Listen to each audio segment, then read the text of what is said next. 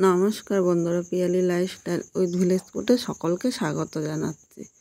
আজকে কাঁচকলা ও ছোলার ডাল দিয়ে দুর্দান্ত একটি নিরামিষ রেসিপি তোমাদের সাথে শেয়ার করব। ভিডিওটা স্কিপ করবে না, আজকে কিন্তু দুর্দান্ত হতে চলেছে। প্রথমে ছোলার ডালটা আমি ভিজিয়ে নেব, মানে 3-4 বার পরিষ্কার জল দিয়ে ধুয়ে ডালটা আমি ভিজিয়ে নেব। এভাবে ভিজিয়ে ডালটা আমি কমপক্ষে 30 থেকে 40 মিনিট রেখে দেবো। এর মধ্যে কাঁচকলাটা আমি তৈরি করে নেব। এবার এখানে 3টে কাঁচকলা নিয়েছি। কাঁচকলাটা তোমাদের প্রয়োজন মতো নিয়ে নেবে। কাঁচকলার গুণাগুণ ঠিক রেখে আজকে কাঁচকলাটা রান্না করব। প্রথমে কাঁচকলার সামনে ও পেছনে একটু একটু করে কেটে বাদ দিয়ে দিলাম। এবার একটা পিলার নিয়েছি, পিলার দিয়ে কাঁচকলার ছোকাটা খুব বেশি ডিপ করে কিন্তু কাটবো না।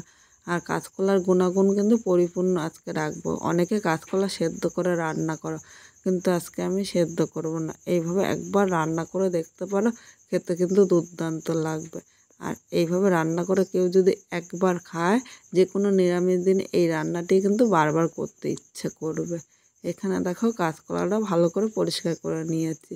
এবার আমি জল দিয়ে ধুয়ে নিলাম। এদিকে কাঁচকলার ছোকাগুলো কিন্তু ফেলবো না, আজকে আমি বাটা করবো। আর এইভাবে বাটা করে গরম ভাতে দুর্দান্ত লাগে।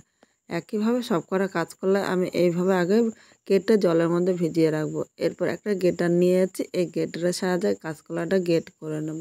যতটা পারবে তোমরা মিহি গ্রেট করে নেবে। এখানে কাঁচকলাগুলো সব কটা গ্রেট করে নিয়েছি। এবার এর মধ্যে দেখো এইভাবে রাখলে কাঁচকলাটা কিন্তু কালো হয়ে যাবে, তাই সামান্য একটু হলুদ নিয়ে নিলাম। হলুদটা কাঁচকলার সাথে ভালো করে মাখিয়ে নেব। এইভাবে কাঁচকলাটা যদি আমি 10 থেকে 20 মিনিট রাখি, কাঁচকলাটা কিন্তু একটুও কালো হবে না। এবার কাঁচকলাটা এক সাইডে এইভাবে একটুখানি রেখে দিলাম। 40 মিনিট পর ডালটা নিয়ে এসেছে, ডালটা একদম কিন্তু ভিজে গিয়েছে। এবার জল ছাড়াই আমি নিয়ে নেব। এর মধ্যে কিন্তু একটুও জল দেবো না, জল ছাড়া ডালটা বেটে নেব। তোমরা যদি মিক্সচারে বাটো তাহলে অবশ্যই চেষ্টা করবে কিন্তু যে জল না দিয়ে বাটার জন্য। জল দিলে খুব পাতলা হয়ে যাবে। আর ডালটা কিন্তু একদম মিহি বাটবো না, একটু দানা দানাভাবে ডালটা বেটে নেবো। দানা দানাভাবে ডালটা বাটলে খেতে কিন্তু দুর্দান্ত লাগবে। এখানে কথা বলতে বলতে ডালটা বাটা হয়ে গিয়েছে। এবার একটা বাটির মধ্যে আমি তুলে নিলাম। এখন এই ডালের মধ্যে এই কাঁচকলা কুচিটা নিয়ে নেব। আর এইভাবে হলুদ দিয়ে মেখে রাখাতে এই কাঁচকলাটা কিন্তু একটু কালো হয়নি। দেখো কাঁচকলার গুণগুণ কিন্তু সম্পূর্ণই থাকবে। এবার এই কাঁচকলাটা আমি ডালের মধ্যে নিয়ে নিলাম। এর সাথে আমি 4টে লঙ্কা কুচি নিয়েছি। তোমরা ঝাল যেরকম খাবে সেই হিসাবেই কিন্তু লঙ্কা কুচিটা নেবে। যেহেতু আজকে নিরামিষ রান্না করছে তাই কিন্তু পেঁয়াজ দেবো না। এর সাথে 1 চামচ জিরে ও ধনিয়ার গুঁড়ো দিয়ে দিলাম। স্বাদ অনুযায়ী লবণ নিলাম। আর আন্দাজ মতো মানে 1/2 চামচেরও কম একটু হলুদ দিয়ে দিলাম। এর সাথে সামান্য একটু গরম মশলা নিয়েছি। এবার সব কিছু একসাথে ভালো করে মিক্স করে নেব। আমি হাত দিয়ে মেখে নিচ্ছি, তোমরা তোমাদের সুবিধা মতো কিন্তু মেখে নিও। কিন্তু আমার মনে হচ্ছে এটা হাত দিয়ে মাখতেই বেশি সুবিধা হবে। আর একটা কথা, তোমাদের এই জায়গায় যদি ডাল বাটাটা পাতলা হয় তাহলে এর মধ্যে একটুখানি বেসন দিয়ে দিতে পারো। যেহেতু আমি জল ছাড়া ডালটা বেটে নিয়েছি তাই এই জায়গায় আমার বেসন লাগবে না। এখানে দেখো ডাল বাটাটা একদম ভালো করে মেখে নিয়েছি। এবার আমি এটা হাতের সাহায্যে এরকম বলের মতো করে নিলাম। এরকম বলের মতো করে নিলে কিন্তু আমার অল্প সময়ের মধ্যে এটা রান্না করতে পারবো। আর এভাবে করে নিলে ভাজার সময় খুব সুবিধা হবে। উনানে একটা কড়াই বসিয়ে দিয়েছি, কড়াইয়ের মধ্যে আমি সর্ষের তেল নিলাম। প্রথমে কিন্তু তেলটা ভালো করে গরম করে নিতে হবে, নাহলে বড়াটা দিলে কড়াইয়ের নিচে দিয়ে লেগে যাবে। এখানে তেলটা ভালো করে গরম করে নিয়েছি। এবার একে একে যে আমি গোলাগুলো করে মানে ডালের বড়াগুলো করে রেখেছিলাম এর মধ্যে আমি দিয়ে দিলাম। এখন মিডিয়াম আগুন দিতে হবে, খুব জোরে কিন্তু আগুন দেওয়া যাবে না। আর মিডিয়াম আগুনে এই বড়াগুলো ভেজে নিতে হবে, তাহলে ভেতরটা কিন্তু খুব সুন্দরভাবে ভাজা হবে। খুব জোরে দিলে উপর দিয়ে ভাজা হবে, ভেতর দিয়ে কাঁচা থাকবে, তখন খেতে একদম ভালো লাগবে না। এখানে দেখো বাকি বড়াগুলো কিন্তু আমি আর একবার ভাজবো, মানে একসাথে এতগুলো বড়া ভাজতে গেলে ভেঙে যাবে। এবার এইগুলো একটুখানি খুন্তির সাহায্যে হালকা হাতে একটু নেড়ে চেড়ে নেব। এই বড়াগুলো আমি 5 থেকে 6 মিনিট মিডিয়াম আগুনে একটু সময় ধরে ভেজে নেব। আর বড়াটা হালকা লাল করে ভাজতে ভাজতে একটা মশলা রেডি করে নেব। এখানে আমি 3 কোয়া আদা নিয়েছি, যেহেতু নিরামিষ রান্না করবো তাই আদাটা কিন্তু একটু বেশি নিয়েছি। এর সাথে পাকা লঙ্কা নিয়েছি, তোমরা পাকা লঙ্কার পরিবর্তে শুকনো লঙ্কাও নিতে পারো। তার সাথে আমি 1 চামচ জিরা নিয়েছি।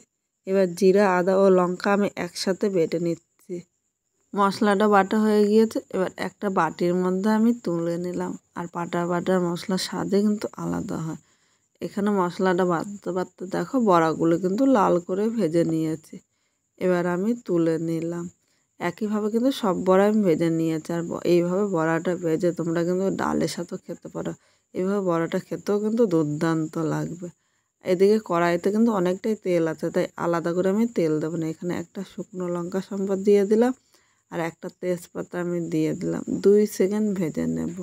এবার এখানে আমি সামান্য একটু মিষ্টি দিলাম। তোমরা ভাবছো কেন চিনিটা দিলাম? চিনিটা দিলে মশলার কালারটা সুন্দর হবে। এবার যে মশলাটা মানে আদা লঙ্কা জিরাটা তৈরি করে রেখেছিলাম, মশলাটা নিয়ে নিলাম। বাটির গায়ে অনেকটাই মশলা লেগে আছে, তাই বাটিটা দিয়ে সামান্য জল দিয়ে দিলাম। এবার মশলাটা নেড়ে চেড়ে মিশিয়ে 3 থেকে 4 মিনিট কষিয়ে নেব, মানে যতক্ষণ মশলার থেকে কাঁচা গন্ধ না বেরোয়। এর মধ্যে মাঝারি সাইজে একটা টমেটো কুচি দিয়ে দিলাম, এর সাথে সামান্য একটু লবণ দিলাম। এবার সব মশলাগুলো নেড়ে চেড়ে মিশিয়ে নেব। এর মধ্যে মানে আন্দাজ মতো হলুদ দিয়ে দিলাম, এর সাথে হাফ চামচ কাশ্মীরি লঙ্কার গুঁড়ো দিয়েছি। এটা কিন্তু কোনো ঝালের জন্য না, শুধুমাত্র কালারের জন্য দিয়েছি। এখন মশলাগুলো নেড়ে চেড়ে মিশিয়ে কষিয়ে নেব মশলার থেকে, ততক্ষণ কিন্তু কাঁচা গন্ধটা চলে যাবে আর মশলার সাথে টমেটোটা খুব সুন্দরভাবে মিশে যাবে। এখানে মশলাটা 4 মিনিট কষিয়ে নিয়েছি। মশলাটা কষানো হয়ে গিয়েছে আর মশলা থেকে কিন্তু তেলও ছেড়ে দিয়েছে। এবার এর মধ্যে একটু গরম জল দিয়ে দিলাম। অবশ্য তোমরা চেষ্টা করবে গরম জল দিতে। ঠান্ডা জল দিলে কিন্তু ঝোলটা খেতে একদম ভালো লাগবে না। গরম জল দিলে ঝোলটা তাড়াতাড়ি ফুটবে, ঝোলটা খেতেও কিন্তু খুব ভালো লাগবে। মশলার সাথে ভালো করে নেড়ে চেড়ে মিশিয়ে নিয়েছি। এবার ঝোলটা ফোটা পর্যন্ত অপেক্ষা করব। এবার এই জায়গায় সামান্য একটু লবণ দিলাম, কারণ একটু লবণটা কম হয়েছে। ঝোলের সাথে নেড়ে চেড়ে মিশিয়ে নিয়েছি। ঝোলটা ফুটে উঠেছে। এবার এর মধ্যে একে একে বড়াগুলো দিয়ে দিলাম। এখানে কিন্তু আমি খুব বেশি ঝোল দিইনি, কারণ বড়াগুলো আগের থেকে ভেজে নিয়েছি, তাই খুব বেশি ঝোলের প্রয়োজন নেই। মানে বড়ার মধ্যে যতটা রস ঢুকবে সেই অনুযায়ী কিন্তু আমি ঝোলটা দিয়ে দিয়েছি। সব বড়াগুলো দিয়ে দিলাম, আর কিছু বড়া আমি রেখে দিয়েছি একটু ডালের সাথে, এমনি খেতে কিন্তু দুর্দান্ত লাগে। এবার নেড়ে চেড়ে মিশিয়ে নিয়েছি। এখন আমি 2 থেকে 3 মিনিট ফুটিয়ে নেব। কাঁচকলার পুষ্টিগুণ ঠিক রেখে আজকে এই বড়ার ঝোলটা করলাম। কীরকম লাগলো তোমাদের কমেন্ট করে জানাতে কিন্তু ভুলো না। নতুন কোনো বন্ধু যদি আমার এই ভিডিওটি দেখতে আসে, ভালো লাগলে একটা লাইক শেয়ার কমেন্ট করে সাবস্ক্রাইব করে পাশে থাকো, যাতে এরকম আরও নতুন নতুন ভিডিও আপলোড করলে সবার আগে নোটিফিকেশন আপনার কাছে পৌঁছে যায়। এখানে ঝোলটা হয়ে গিয়েছে। এবার নামানোর আগে একটু গরম মশলা ছড়িয়ে দিলাম। গরম মশলাটা এর সাথে নেড়ে চেড়ে মিশিয়ে নেব। আর এর থেকে বেশি কিন্তু ঝোলটা টানাবো না, তাহলে কিন্তু নামানোর পর আরেকটু ঝোল টেনে নেবে। এখন 1 মিনিট স্ট্যান্ডিং টাইমে রেখে দিলাম। 1 মিনিট পাত্রের মধ্যে নামিয়ে নিয়েছি। এভাবে গরম গরম ভাত বা রুটি পরোটা দুটোর সাথে দুর্দান্ত লাগবে। পুরো ভিডিওটা দেখার জন্য তোমাদের অসংখ্য ধন্যবাদ।